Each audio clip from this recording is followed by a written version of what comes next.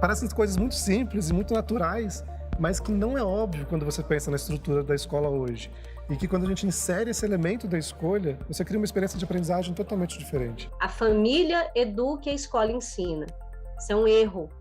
A família educa e a escola educa. Tem várias diferentes coisas que o aluno vai passar e ele vai ter que lidar que não estão na resposta do livro. When in the world do we use A's and B's to judge ourselves in the workplace? We don't. O que é o mais importante é nós queremos alunos que criem um futuro.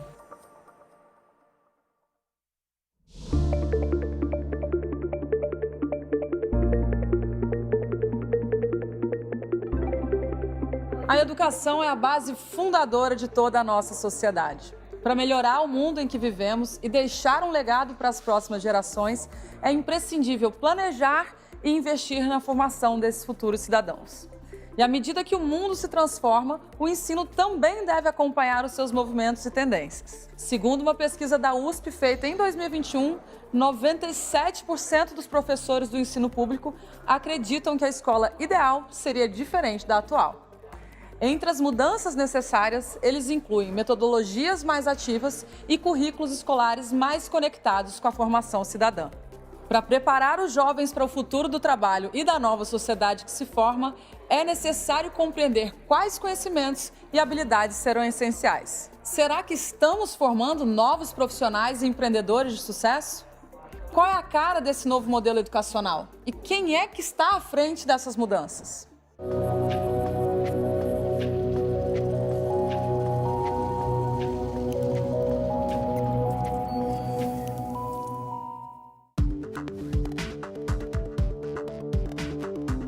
A Fundação Lehman é uma instituição sem fins lucrativos que atua há 20 anos na educação pública brasileira, através de iniciativas que buscam resolver os desafios sociais do país e formar novas lideranças por meio do ensino. Com mais de 2 milhões de pessoas impactadas, entre as redes de ensino e escolas envolvidas, ela é uma referência para entendermos as dificuldades e situação atual da educação brasileira. Lucas Rocha é diretor de projetos na Fundação Lehman e responsável por liderar iniciativas de inovação educacional para os últimos anos do ensino fundamental em apoio à rede pública de ensino. Essa posição permite que ele realize pesquisas, experimentos e utilize a tecnologia a favor do ensino e tem uma visão privilegiada dos novos panoramas de educação no Brasil e no mundo. Lucas, seja bem-vindo, obrigado por se juntar a nós aqui. Um prazer, obrigado por estar aqui. Indo direto ao assunto, Lucas, quais são os maiores desafios da educação no Brasil hoje? Stephanie, para a gente ter uma ideia do tamanho desse desafio hoje, vale pensar que lá no começo dos anos 2000, nasceram no Brasil 3 milhões e meio de bebês. 20 anos depois, a gente teve que 240 mil desses 3 milhões e meio terminaram o ensino médio com aprendizado adequado em matemática. A gente está falando que é menos de 7% de toda a população que nasceu no Brasil em 20 anos sabendo que precisava saber em matemática. Isso é a quantidade de gente que a gente desperdiça no nosso sistema educacional. Porque imagina todo esse pessoal preparado, com conhecimento adequado para conseguir entrar no mercado de trabalho, realizar seu projeto de vida, conseguir exercer o seu papel na sociedade. Né? E sem esse conhecimento básico é muito difícil fazer isso. Né? O Brasil ele foi capaz, na década de 90, de universalizar a educação, de oferecer educação para todo mundo. Só que ela ainda não é aquela educação da qualidade que a gente gostaria que ela fosse.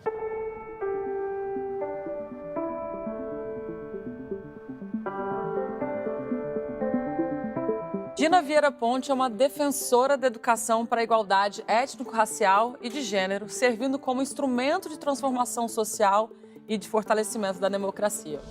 Ela é a criadora do Mulheres Inspiradoras, um premiado projeto pedagógico do Distrito Federal que se tornou um marco no Brasil e no mundo. Dina também é professora de educação básica, recém-aposentada e especialista em desenvolvimento humano e EAD. Oi, Dina, tudo bem? Oi, Stephanie, tudo jóia? Prazer enorme estar aqui com vocês. Dina, me conta uma coisa, por que existe tanta evasão no ensino público, tantos jovens abandonam e viram as costas para a escola? Stephanie, eu costumo dizer que o jovem vira as costas para a escola porque primeiro a escola vira as costas para eles, né? A gente precisa lembrar que os nossos problemas educacionais no Brasil, eles são, antes de tudo, problemas de desigualdade social. Por outro lado, você tem uma escola pouco atrativa, que não dialoga nem com a juventude, nem com os novos tempos. E essa escola tem muita dificuldade para fazer esse jovem atribuir sentido àquilo que ela quer ensinar. Então, a gente precisa modificar a escola, atualizar a escola, colocá-la no século XXI, e precisamos entender que nenhuma medida educacional isolada resolve o problema da evasão. A gente precisa de políticas públicas que pensem a questão da educação dentro de um sistema, dentro de uma rede de apoio e também de assistência social. E foi esse o gatilho para você desenvolver o Mulheres Inspiradoras? A gente costuma dizer que as meninas estão numa cultura que reduz os seus sonhos, porque repete para elas a exaustão isso. Você nasceu para casar, ter filhos e ser bonita. E a gente pode casar, ter filhos, ser bonita e vislumbrar muitas outras possibilidades identitárias. O objetivo do projeto Mulheres Inspiradoras era exatamente isso: provocar as meninas a vislumbrarem para si mesmas outras possibilidades identitárias e refletirem sobre outros potenciais que elas têm. E é importante a gente, inclusive, lembrar, Stephanie, que esse é um dos objetivos de desenvolvimento sustentável definidos pela Agenda 2030 da ONU. Então, a gente precisa falar, sim, de oferecer novas possibilidades identitárias para as meninas e mais, mudar a estrutura social, pensando em oferecer oportunidades para que elas possam materializar esses sonhos. Então, a relevância é, primeiro, de criar o futuro. Então, nós criamos o futuro de educação. Então, acho que isso é um primeiro ponto. Desafio. A inovação como essência. E o terceiro ponto, que é colocar o protagonismo do aluno. Quando você olha para ele, do estudante, entende a importância que ele tem, isso gera, né, toda essa relevância no mercado, que é o que a gente quer ser, relevante.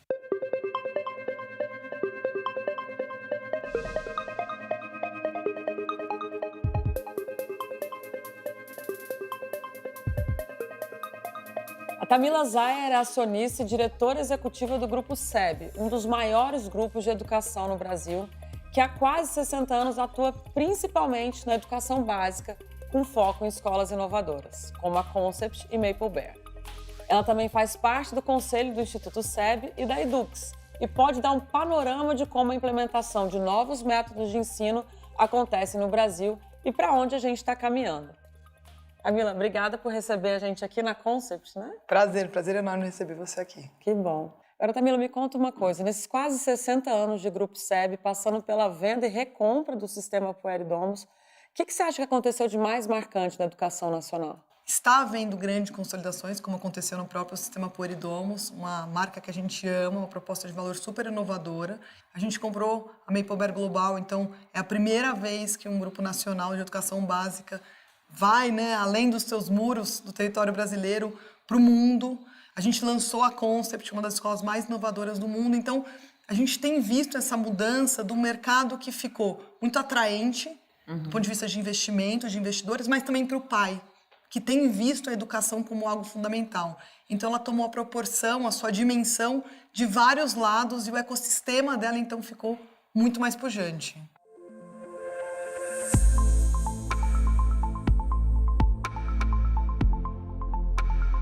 Russell Cayley é o diretor e idealizador do Think Learning Studio. Formado na Universidade de Southampton, integrante do Top 100 Visionários Mundiais em Educação em 2021 e vencedor do prêmio Dubai Culture. O TLS é um centro de inovação e treinamento profissional focado no aprendizado do mundo real. Ele integra a Think Global School, que é a primeira escola de ensino médio a adotar pedagogia itinerante mundial bem-sucedida da Minerva University. Lá de Dubai, ele nos dá exemplos de tudo de mais avançado que está sendo feito com a educação ao redor do mundo. Hi, Russell. How are you? Thank you for joining us here. Thanks, lovely to join you. Do you think that today's schools are preparing students to be the professionals of the future? You're absolutely right. There's a disconnect right now, a fragmentation between school and the world of work and what is coming next in terms of the next 20, 30s, whether that be the metaverse, blockchain, and schools. I would say schools are trying. Schools are really trying to do their best. And what I think they need is more leeway from state legislation, government legislation. They need less brutal inspections. They need less assessment and testing. And if that drops, we can see a more creative, dawn of schooling and education, because we desperately need it. I mean, morale of teachers post the pandemic is not good. Student engagement in school is also not good. We have to change, and these are problems across languages and borders. This is not a Western problem or a South American problem. This is a problem we've got in education, and it has to begin to shift.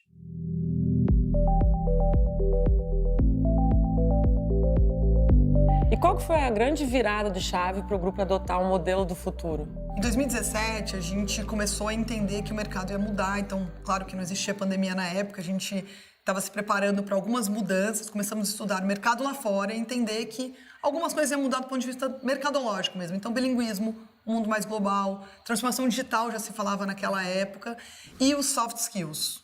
E foi aí que a gente entendeu que o protagonismo, a gente precisava de mudar o mindset também da escola. Ela não pode ser autocentrada mais no ensino, só na figura do professor. Tinha a questão da aprendizagem e o aluno, né, como protagonista, o estudante como protagonista desse futuro. Então, foram mudanças de entender o mercado, entender como conduzir isso dentro do contexto da educação, da sala de aula, e juntando isso a gente falou, bom, como é que a gente constrói essa educação? Então, assim, criar o futuro para a gente foi algo natural. O que a gente está vendo hoje, a gente começou a construir em 2017. Ela é uma jornada mesmo. O Brasil tem caminhado, com o novo ensino médio, uma política muito recente, para um modelo um pouco mais parecido com o modelo europeu, que é um modelo em que você tem trilhas e você pode experimentar essas trilhas mais cedo na sua trajetória.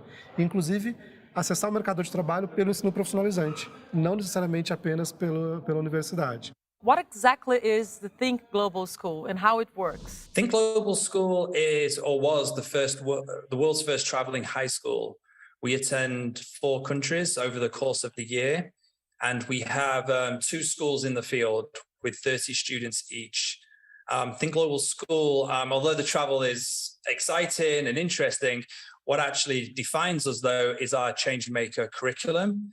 And the whole purpose of the Changemaker curriculum was our attempt at moving away from traditional schooling, which we believe is failing students, and moving towards purpose, autonomy, student choice and voice within curriculum, and having students move towards what we call mastery within their passion projects. E isso já é uma experiência muito concreta de escolha, né? Se você vai fazer uma trilha mais ligada a humanas ou mais ligada a exatas, agora, a consequência disso é a seguinte: o aluno que ele é colocado numa situação de escolha, primeiro, ele entende que ele pode escolher, porque a escola quase que nos ensina a seguir ordem, né?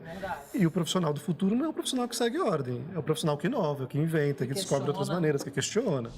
O professor do século XXI é um professor que não teme o digital. A educação digital, o cenário do digital, ele é cada vez mais usado como uma das ferramentas de aprendizagem, mas ele é um meio, ele nunca pode ser um fim em si próprio. I don't think future generations, and even this generation now, are going to tolerate too much longer traditional models of education where they are just passive consumers or passive sponges of knowledge.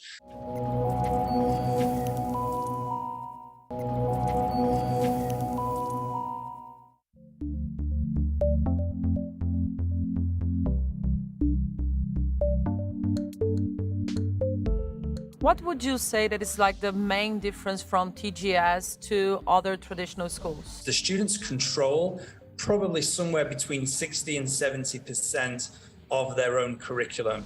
So when we launch into what we've built our curriculum on, which is project-based learning and inquiry-based learning, the students are designing the pathway.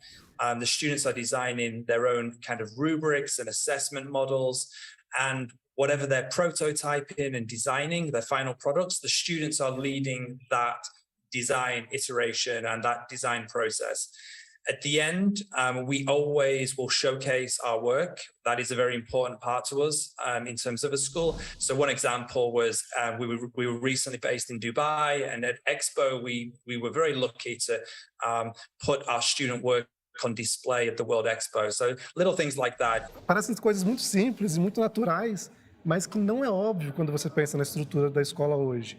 E que quando a gente insere esse elemento da escolha, você cria uma experiência de aprendizagem totalmente diferente.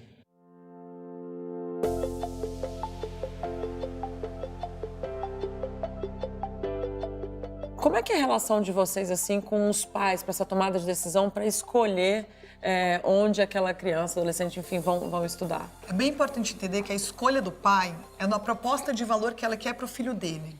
Não existe receita de bolo. Então, quando o pai ele vai escolher uma escola, ele tem que olhar qual que é a metodologia, como trabalha as habilidades emocionais, se isso for importante para ele, quais são as competências, o que ele quer para o filho dele. Ele quer uma jornada mais inovadora, de empreendedorismo? Ele quer uma jornada mais tradicional? Essas escolhas, né, essa visão de futuro do pai vai determinar a escolha da escola que ele quer para o filho dele. 3 coisas que eu levo em consideração na hora de escolher a escola do meu filho. A região geográfica é importante para eu conseguir ter a logística de levar e buscar. A segunda coisa que eu olho é o método de ensino. Então, é não tradicional, é mais Montessori, que tipo de habilidades que ele desenvolve. E a terceira é a segurança física, né? Como é que a escola está organizada para que ele não se machuque fisicamente, a formação dos professores também para que ele não se machuque emocionalmente. Eu acredito que a gente não sabe no que as crianças vão trabalhar nos próximos 30 anos. Então, eu vislumbro que as habilidades mais importantes que uma escola pode desenvolver são as socioemocionais, a capacidade de se relacionar, de liderar, de trabalhar por projeto, de respeitar o outro. Então, as soft skills, para mim, é muito relevante e eu acho que as escolas não estão preparadas para se organizar assim. Ainda é comando e controle, menos cuidado, pasteurização dos alunos. Eu gostaria de ver escolas que tratassem indivíduos, como seres integrais, diferentes e plurais. Eu acredito que a gente está bem distante disso ainda.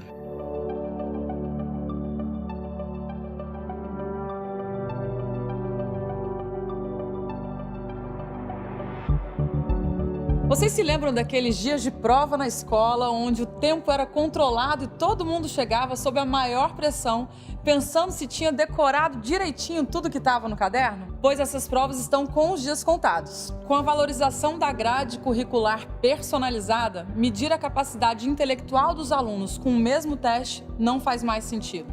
Se quisermos formar indivíduos preparados para o mundo real, o ponto-chave é valorizar os diferentes tipos de inteligências e habilidades com avaliações individuais e personalizadas de acordo com cada aluno. Por mais que os recursos tecnológicos permitam o acesso a conteúdos pela internet, o professor jamais será descartado. Nenhuma tecnologia vai substituí-lo, esteja ele presente de forma física ou virtual. O professor sempre estará no lugar de mestre, fazendo com que o aprendizado seja uma dinâmica de troca de ideias e reflexões que, por fim, vão desenvolver o senso crítico e habilidades dos alunos. Apesar do blockchain ser mais conhecido pelas aplicações no setor financeiro, ele promete ter um grande papel no futuro da educação. Com a formação de estudantes sendo cada vez mais multidisciplinar, em breve eles poderão fazer diversos cursos e aulas em diferentes instituições, reunindo todas as suas qualificações dentro da blockchain como um diploma personalizado. Além de centralizar as informações e facilitar a verificação de sua autenticidade, essa prática também será proveitosa, pois seguimos aprendendo e nos reinventando, acumulando certificados e diplomas que podem ser todos reunidos facilmente na sua carteira de blockchain.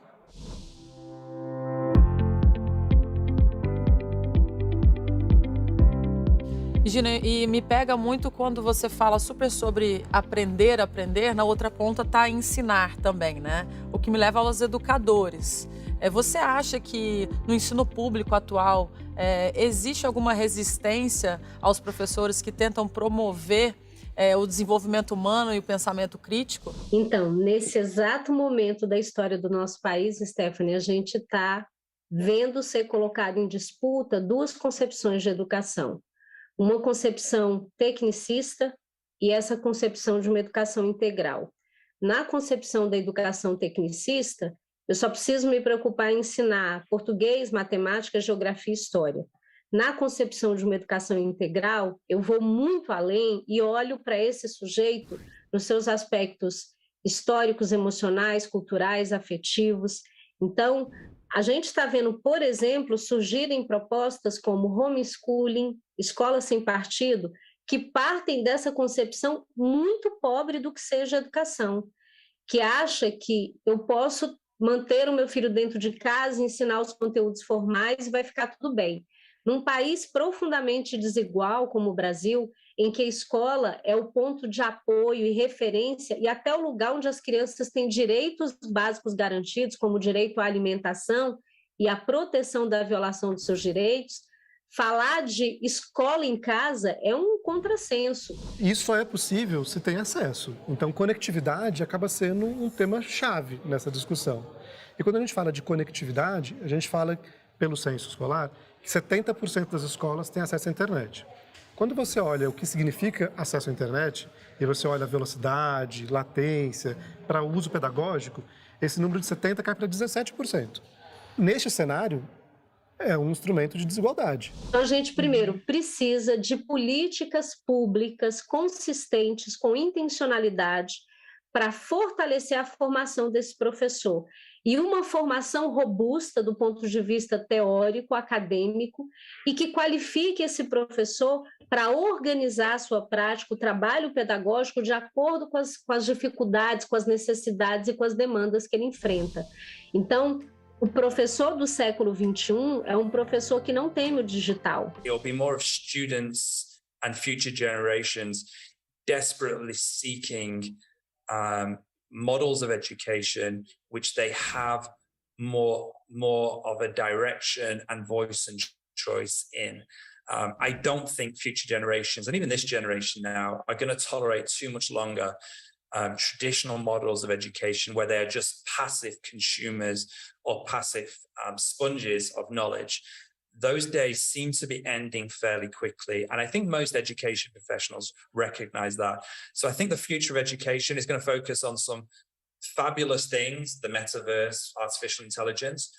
However, I think we'll also see a move towards greater empathy, sustainability, I think is popular with our students right now. And again, sustainable development goals are great, but I think finding out how they can help locally as well. We have something local to global, how our students can really help their local environments and help their neighborhoods is also, I think, part of the future of education as well. So I think more voice and choice, and I think more community driven. And do you think these new educational systems are being valued in developing countries such as Brazil, for instance? Yes, we are very much seeing applications and student interest in alternative education. A gente precisa lembrar que educar é, antes de tudo, um processo de humanização, né? Tem uma turma no Brasil que criou um quinto P, que é o P do propósito.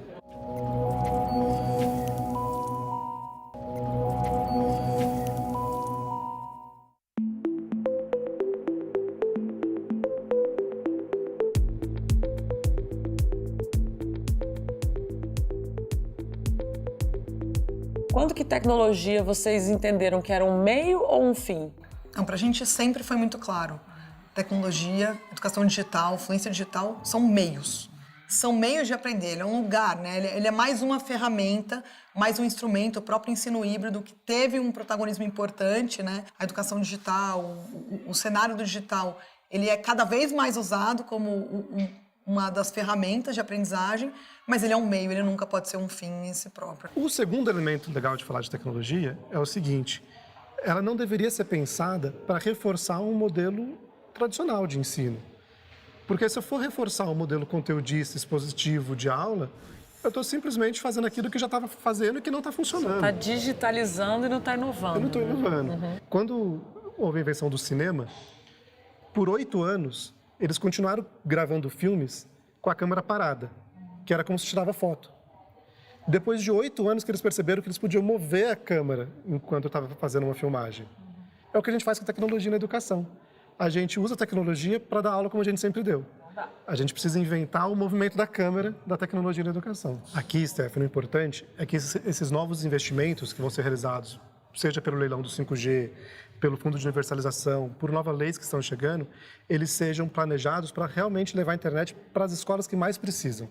A gente conseguir mapear aquelas escolas que hoje não teriam acesso de outra maneira e que essa expansão de fibra ótica chegue a essas escolas. Essa deveria ser agora, no momento que a gente assegura o recurso, a prioridade nas discussões de conectividade.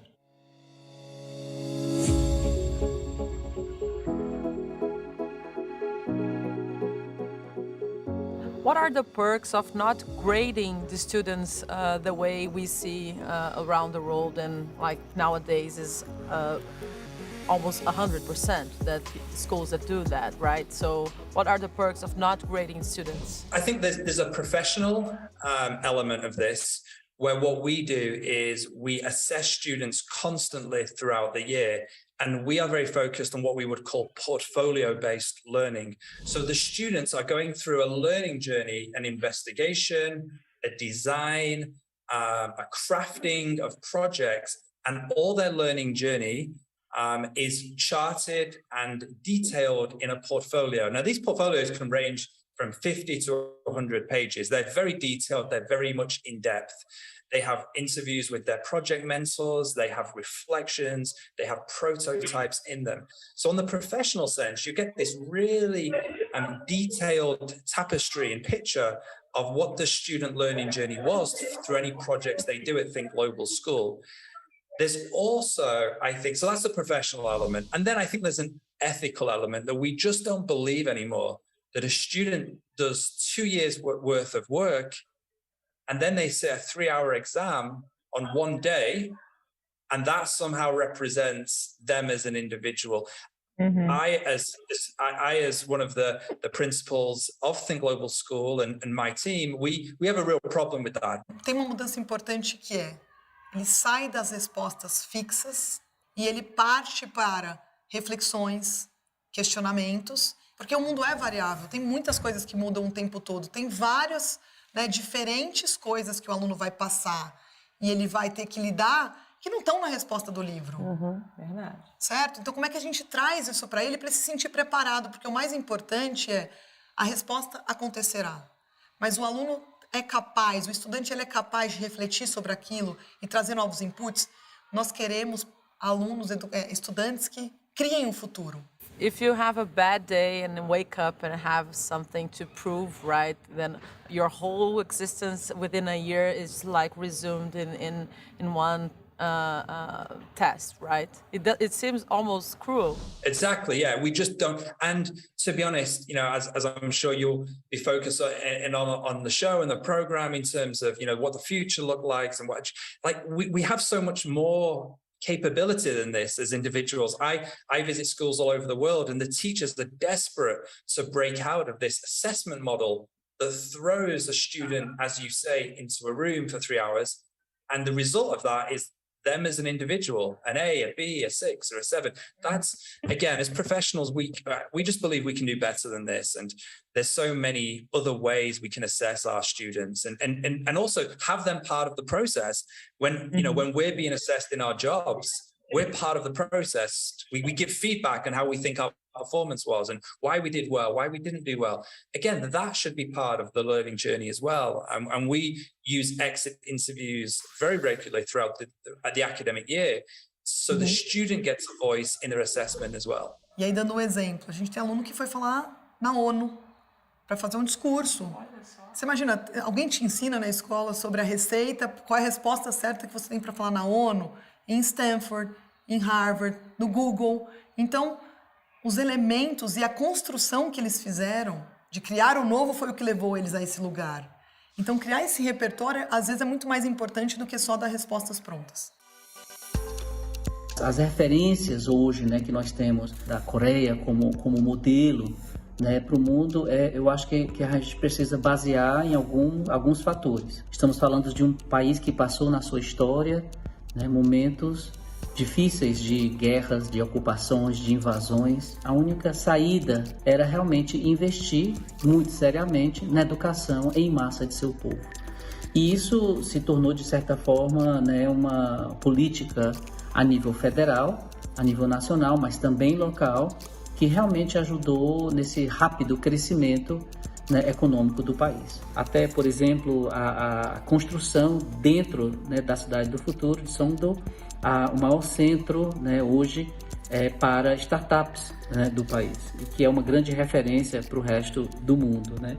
E ali, imagina, você tem um espaço onde essas profissões do futuro já poderão colocar em prática os conhecimentos acadêmicos que cada um tem e poder já encontrar uma forma desse primeiro emprego, desse primeiro, colocar realmente né, em comum esses conhecimentos dentro de um enorme centro, né, de startup, onde tudo é condividido e essas habilidades individuais são colocadas em comum. Portanto, é uma valiosíssima experiência de trabalho para quem está entrando, né, nesse campo de trabalho, pensando no futuro.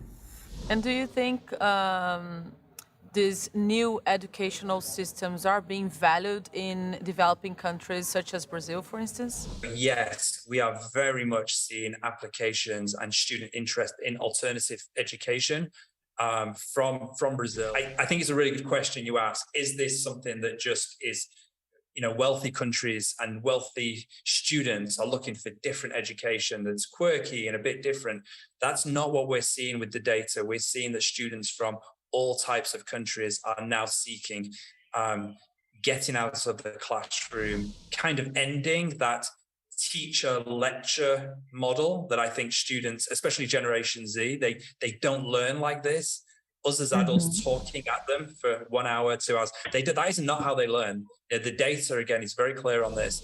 They like to collaborate, they like to work together. And that is really for students across nations of all different finances. So yeah, we are seeing lots of applications from all different countries. A gente precisa lembrar que educar é, antes de tudo, um processo de humanização, né? A gente ainda ouve, Stephanie, as pessoas falarem assim: a família educa e a escola ensina. Isso é um erro. A família educa e a escola educa.